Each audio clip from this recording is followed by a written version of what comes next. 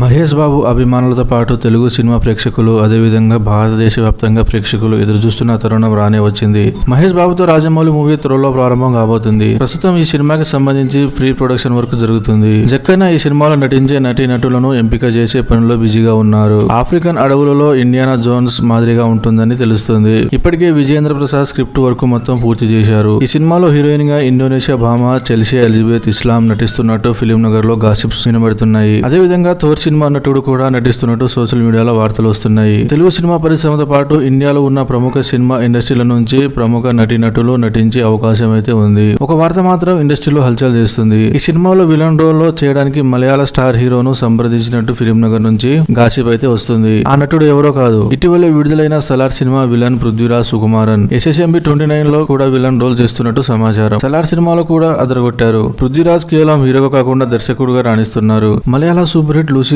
సుకుమార్ దర్శకత్వంలో వచ్చింది. ఇదే సినిమాను చిరంజీవి గాడ్ ఫాదర్ గా రీమేక్ చేశారు. మొత్తం మీద రాజమౌళి ఈసారి గ్లోబల్ మార్కెట్ పై దృష్టి పెట్టినట్టు అన్ని ఇండస్ట్రీల నుంచి పేరున్న నటీనటులను తీసుకుంటున్నారు. దీనివల్ల సినిమాపై భారీ హైప్ వచ్చే అవకాశం ఉంది. మొత్తానికి ఈ సినిమా కృష్ణ జయంతి సందర్భంగా మే 31 కీలక అప్డేట్ రానుంది. ఈ సంవత్సరం డిసెంబర్ లో సెట్స్ పైకి వెళ్లే అవకాశం అయితే ఉంది. 2026లో ప్రేక్షకుల ముందుకు వచ్చే ఛాన్స్ ఉంది. ఈ సినిమా టార్గెట్ 3000 కోట్లు రాబట్టాలని చూస్తున్నట్టు ఫిలిం నగర్ నుంచి సమాచారం అందుతుంది.